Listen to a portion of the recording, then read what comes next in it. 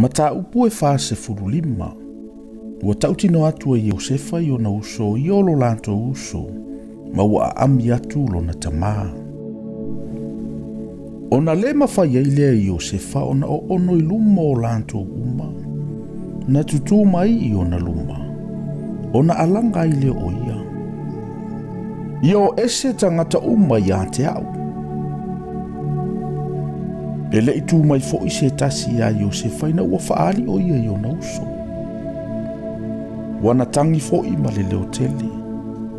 Ona langona i lea e tangata i kupito, ua langona fo i ele a ingo Farao. Ua whai atu Iosefa i ona uso.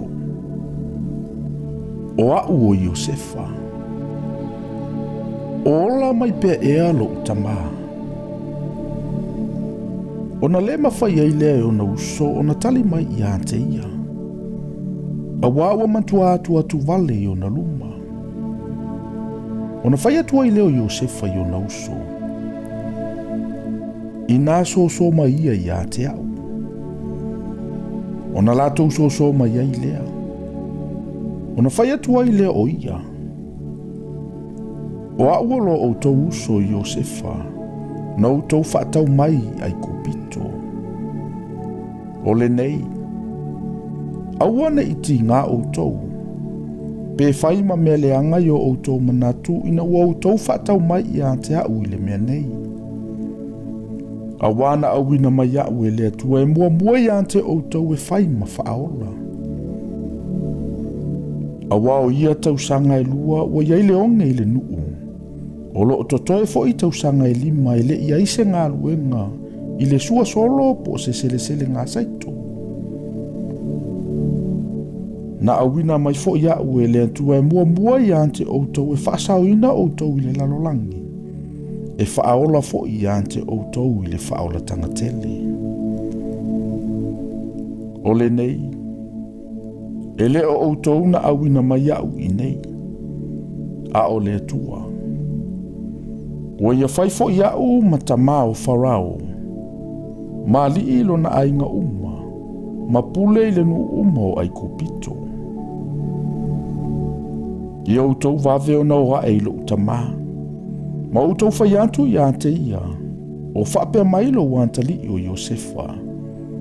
Ua whai au ele atua ma li o ai kupito uma. Ia e sau i ante au. Aua e te tuai mai.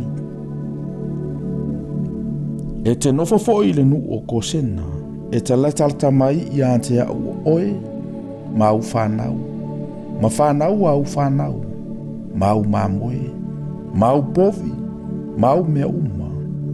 O te tausi fo i ante oe i lea mea.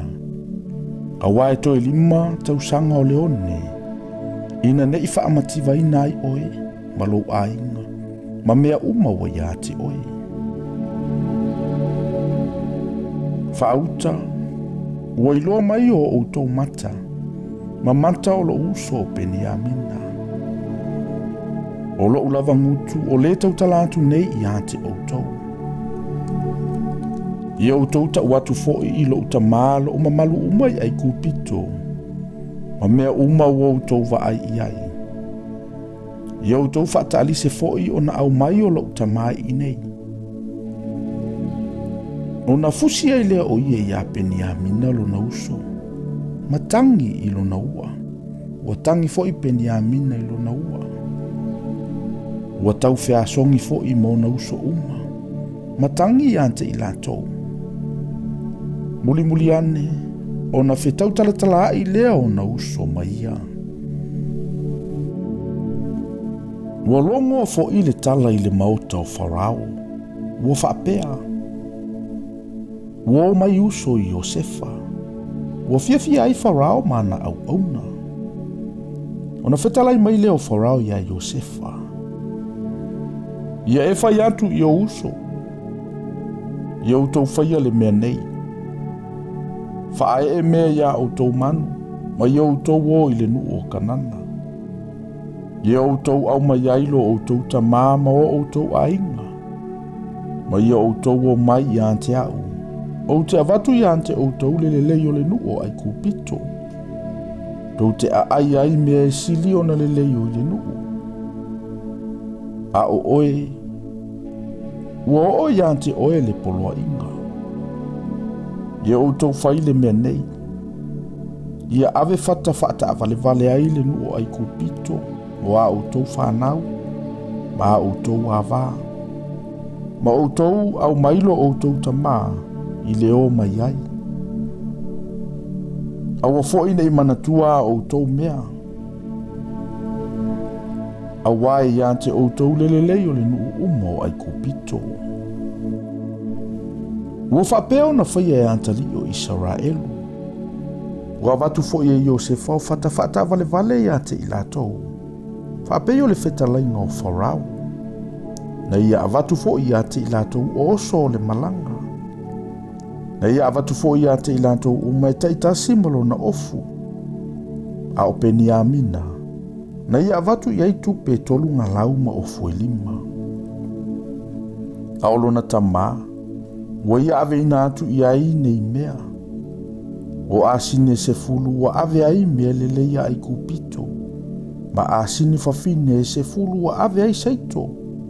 Ma a reto. A toa ma mea e ai malona tamai le malanga. Ona ia awina atu lea o na uso.